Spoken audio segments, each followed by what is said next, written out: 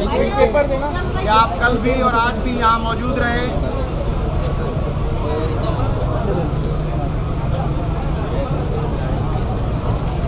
Peoples party अपनी तारीख में इतनी खौफजदा कभी नहीं रही जितनी कल से खौफजदा नजर आ रही है।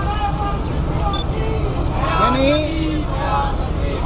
ये जो डंडा बरदार फोर्स है पुलिस का और ये जो आंसू गैस के शेल लिए हुए हमें घेरा किया हुआ है और ये जो इत्तेहाद और सी व्यू एवेन्यू को बंद कर दिया गया है, हमारे हज़ारों कारकुनों को कल रोक दिया, हज़ारों कारकुनों को आज रोका जा रहा है और डीआईजी साउथ खुद लीड कर रहे हैं डॉक्टर जमील के तमाम रास्ते बंद कर दिए जाएं।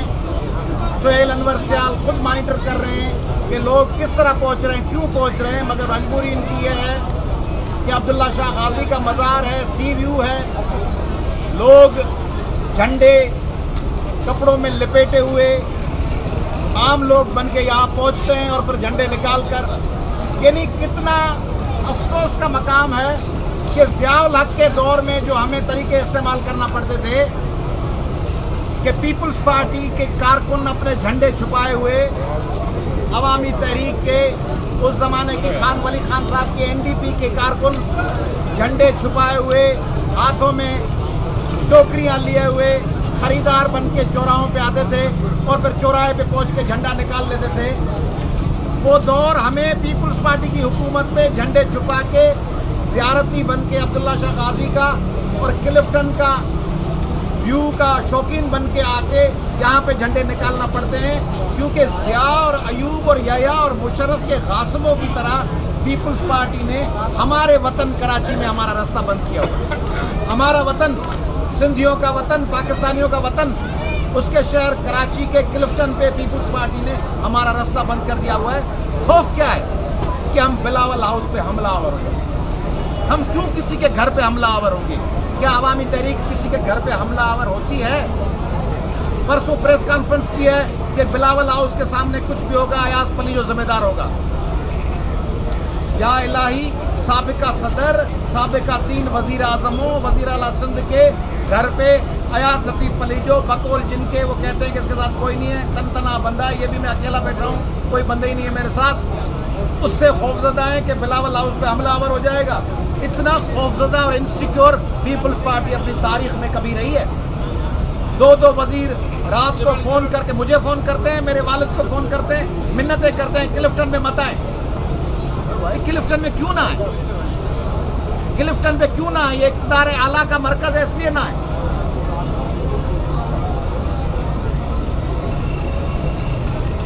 क्लिफ्टन हमारे शहर का एक हिस्सा है, हमारा घर है, हम यहाँ 50 दफ़ा आएंगे और बार बार आएंगे।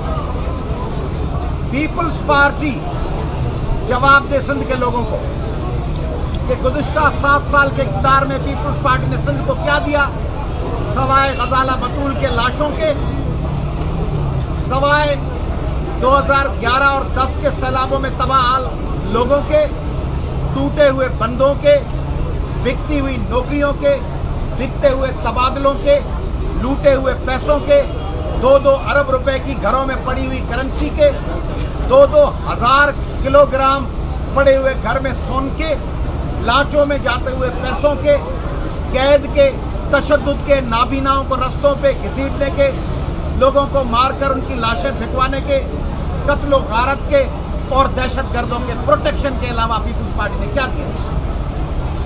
मैं एक सवाल पूछना चाह रहा हूं और मैं शुक्रगुजार हूं जो रात मैंने चैनल्स देखे हैं उनका। मैं साफ बंदाओं में नाम लेता हूं।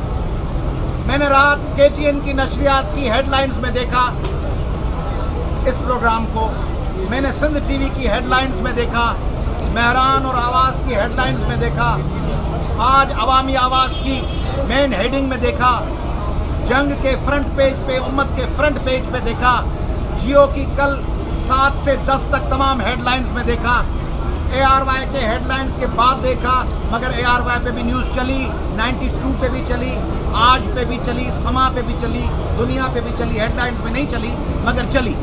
एक्सप्रेस पे भी चली। मैं उनका शुक्रगुजार हूँ। आप साहब ये वर्किंग जर्नलिस्ट हमारे भाई हैं। मैं एक सवाल पूछना चाहता हूँ। जब 9/11 का वाकया हुआ तो अमेरिका ने कहा कि 9/11 में दहशतगर्दों पे हमले आवर की मदद करने वाला भी हमारा दुश्मन है, हम उस पर हमला आवर हों। और पाकिस्तान के सदर को उस वक्त कहना पड़ा कि हम अमेरिका के साथ हैं, क्योंकि उन्होंने कहा अबेट करने वाला, मदद करने वाला। तो आप एक जानिब कहते हैं कि MQM दहशतगर्द है। कौन कहता है? नवाज लीग कहती है। ख्वाजा आसिफ कहते हैं, उनकी क़यादत कहती है कि इन्होंने दहशतगर्दी की है, भारत से मदद मांगी। और कायम अली शाह ऑन रिकॉर्ड हैं और खुर्शीद शाह ऑन रिकॉर्ड हैं कि भारत से मदद मांगना मुल्क दुश्मनी है। और यही बात PTI ने की, जमात इस्लामी ने की, तमाम लोगों ने की, और मौलाना फजलुर रहमान और JUI ने भी की। तो फिर आप जिसको दहशतगर्द करार देते हैं, आप खुद उसी को कहते हैं कि इस्तीफा वापस लेके फिर असेंबली में आ जाए। तो क्या आर्टिकल 6 के तहत जिसको आप गद्दार डिक्लेयर करें, उसको कहें कि इस्तीफा दे, वापस देकर फिर असेंबली में आ जाओ, तो क्या दहशतगर्दों की मदद करने के इल्जाम में आप पे मुकदमा नहीं चलना चाहिए? जो कहते हैं कि इस्तीफा वापस लो और फिर असेंबली में आ जाओ, चुराया हुआ मैंडेट वापस करने के बजाय। इसलिए पीपुल्स पार्टी और नवाज लीग की क़यादत में से जो कहते हैं कि इस्तीफाएं वापस लें और दोबारा असेंबली में आ जाएं, उससे पाकिस्तान के अवाम सवाल पूछते हैं कि अगर आप समझते हैं कि MQM साफ शफाफ पार्टी है, तो फिर साफ बाशगाफ लफ्जों में कहें, ड्रामा बंद करें। और अगर आप ये समझते हैं कि नहीं, वो दहशतगर्द है, तो फिर ये ड्रामा बंद करेंगे वापस असेंबली में। मैं एक सवाल और पूछता हूं सुप्रीम कोर्ट ऑफ पाकिस्तान से और लॉ एनफोर्सिंग इदारों से, IG पुलिस से, कराची में अमान कायम करने वाले इदारों से, हमें बताएं कि क्या जिन्ना इंटरनेशनल एयरपोर्ट से करप्ट लोग फरार होने की आपको खबर नहीं होती? आपको पता नहीं है कि गिलगित से चाइना कैसे जाया जाता है और चाइना से कैसे फरार हुआ जाता है? तो कैसे चला गया मंजूर काका, और कैसे चला गया, और कैसे चला गया साकिब सुमरो? मैं आपको बताता हूं सहाफियों को कि क्या कराची एयरपोर्ट का इंतजाम ऐसा है कि एंट्रेंस के बजाय एक एयरपोर्ट पे जगह है जहां सब इंटर होते हैं, और इंटर होने के बजाय एग्जिट के दरवाजे से अंदर दाखिल हुआ जाए। जो एग्जिट बाहर निकलने के लिए वहां से कराची के अरबों और सिंध और पाकिस्तान के अरबों रुपए लूटने वाले उस एग्जिट से अंदर जाएं और फिर लाउंज क्रॉस करके जहाज की टिकट लेके चले जाएं। आपका इंतजाम ऐसा है कि रावलपिंडी के बेनजीर भुट्टो और लाहौर के एयरपोर्ट से लोग अरबों रुपए लूट के चले जाएं। हमाद सिद्दीकी दुबई बैठा हुआ है, आपको हमाद सिद्दीकी नहीं पकड़ सकते, उज़ैर बलोच पकड़ सकते हैं दुबई से, हमाद सिद्दीकी नहीं पकड़ा जाता। नवाज शरीफ बताएं क्या उन्होंने कौन से प्राइवेट वकील एंगेज किए हैं पाकिस्तान की दौलत जो लंदन लूट के जमा करवाई गई है, दुबई जमा करवाई है, उसकी वापसी के लिए वफाकी हुकूमत ने स्विट्जरलैंड में, इंग्लैंड में, अमेरिका में, मैड्रिड, स्पेन में कौन सी कार्रवाई की है कानूनी? कोई नहीं। तो ये ड्रामा बंद करें। आज का ये धरने का दूसरा दिन है, उससे पहले हमने, मैं ये बत्तियां भी सुर्ख देख रहा हूं, पता नहीं ये सुर्ख बत्तियां जल रही हैं कैमराओं की। भाई साहब आप थोड़ा साइड पे हो जाए। ये जो सुर्ख बत्तियां जल रही हैं, ये पता नहीं सुर्ख बत्तियां रिकॉर्ड भी हो रही हैं। बचपन में मैं बगैर रोल के कैमरा में फ्लैश मार के तस्वीरें खींचता था। कैमरा में रोल नहीं होता था, भाइयों को खुश करने के लिए फ्लैश मार देते। तो ये सुर्ख बत्तियां जो जल रही हैं, ये पता नहीं पहुंचेंगी भी या नहीं। मैं आपके तवज्जुह से सवाल पूछ रहा हूं कि पाकिस्तान में रिकॉर्ड हो रही है, चले भी, पाकिस्तान में अगर अमन कायम करना है तो करप्शन को और दहशतगर्दी को कुचलना होगा। हमने 10 दिन पहले भी धरना लगाया हैदराबाद में। हम जंग कर रहे हैं करप्शन और दहशतगर्दी के खिलाफ।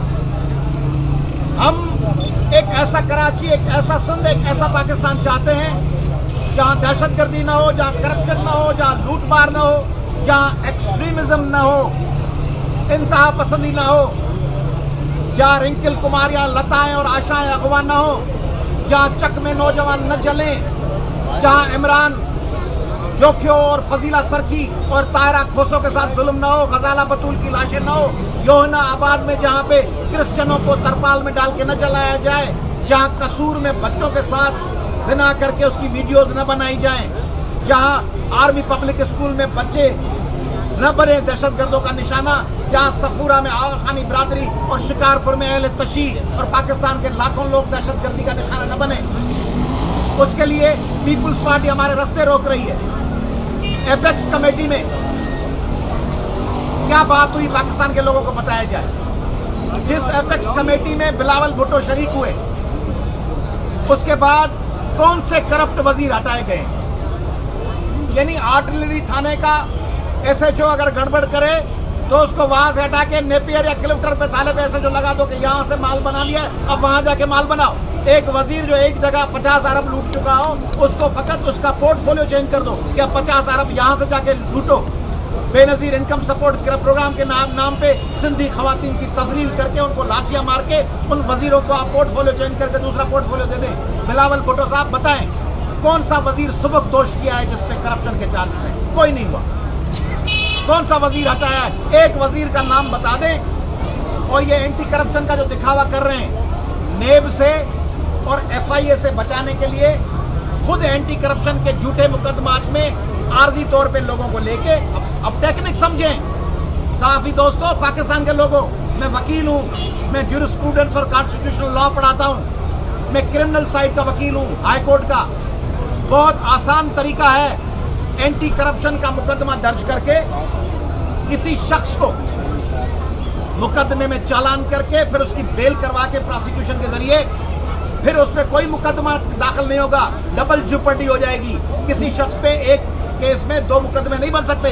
फिर उसको ना नेब पकड़ सकती है ना एफआईए, क्योंकि वो कहेगा मेरे पे पहले से ही मुकदमा चल रहा है एंटी करप्शन में, और ये मुकदमे की एफआईआर है, उसमें मैं बेल पे हूँ। तमाम वजीर और करप्ट लोग अपने पे खुद एंटी करप्शन के झूठे केस करवा के छोटे छोटे, और फिर उन केसेस में बेल करवा के, ये तो हलाला हो गया, ये तो हलाला निकल रहा है।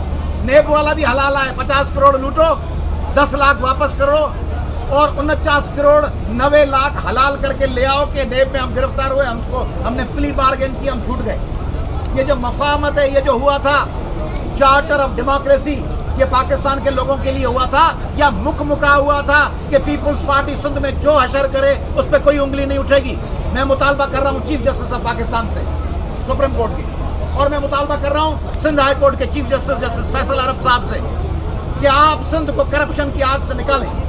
मैं मुतालबा कर रहा हूँ पाकिस्तान की पार्लियामेंट से कि वो अपना किरदार अदा करें करप्शन के खात्मे के लिए और दहशतगर्दी के खात्मे के लिए। और मैं मुतालबा कर रहा हूँ एमक्यूएम की क़यादत से कि 187 टारगेट किलर्स को पेश करें, 187 टारगेट किलर्स को पेश किया जाए। एमक्यूएम में पढ़े लिखे लोग होंगे, सियासी लोग भी होंगे, उनको मौका दिया जाए, वो आगे आए, वो इलेक्शन लड़ें, वो जीतें, बोरियों के जरिए, ठप्पों के जरिए नहीं, जेन्युइन लोगों के काम करके आके जीतें। 187 टारगेट किलर्स को पेश करें और पीपल्स पार्टी वॉलंटरी तौर पर अपने करप्ट लोगों को आके पेश करे। और मैं उनको बताता हूँ, हमें चैलेंज किया था पीपल्स पार्टी ने कि हम अपने गुंडों के पीएसएफ के जरिए आपको रोकेंगे। रोक के दिखाएं, हम क्लिफ्टन पे बैठे हुए हैं, रोक के दिखाएं, हम क्लिफ्टन के मेन चौराहे पे बैठे हुए, हजारों लोग रोके, हम बैठे हुए हैं, ये हमारा वतन है, हम आएंगे। और मैं वार्न कर रहा हूँ इंतहा पसंद ताकतों को, सिंध में हम इंतहा पसंदी चलने नहीं देंगे। सिंध में एक्सट्रीमिज्म के नाम पर उनका गेम होने नहीं देंगे। सिंध में हम इजाज़त नहीं देंगे कि शियों को सुन्नियों से, बरेलवियों को देवबंदियों से, अहले हदीस को वहाबियों से यहाँ पे लड़वाया जाए, आगा खानियों और इस्माइलियों और शियाओं को अंडर अटैक किया जाए, बोरियों को निशाना बनाया जाए। हम किसी को निशाना बनने जितनी हमारी ताकत है, मगर हम उसको प्रोटेक्ट करने के लिए पहली सफ में होंगे। मैं पाकिस्तान के लोगों को कॉल दे रहा हूँ कि आए आइंदा बल्दियाती इलेक्शन में करप्ट लोगों के खिलाफ हम एक बहुत बड़ा अलायंस बनाएं। और बलदियाती इलेक्शन में करप्ट लोगों को शिकस्त दें। मैं दावत दे रहा हूं PMLN को, PTI को, फंक्शनल को, ANP को, JUP और JUI को, सिंध की नेशनलिस्ट पॉलिटिकल पार्टियों को, पाकिस्तान की जमात इस्लामी समेत उन तमाम पार्टियों को जो करप्शन के खिलाफ बोलती हैं, पीपल्स पार्टी शहीद भुट्टो को 2 काम करें। जिस पार्टी में मिलिटेंट विंग हो उसको खत्म करें। पाकिस्तान का तरक्की का रास्ता मिलिटेंसी और करप्शन से आज़ाद पाकिस्तान है। मिलिटेंसी खत्म करें, क्रिमिनल्स को अदालतों में पेश करें, साफ शफाफ होकर पीपल्स पार्टी और MQM के खिलाफ एक जमहूरी सियासी तहरीक का आगाज करें। हम कारकुन बन के उनके साथ चलेंगे और इंशाल्लाह हम उनको शिकस्त देंगे। शुक्रिया।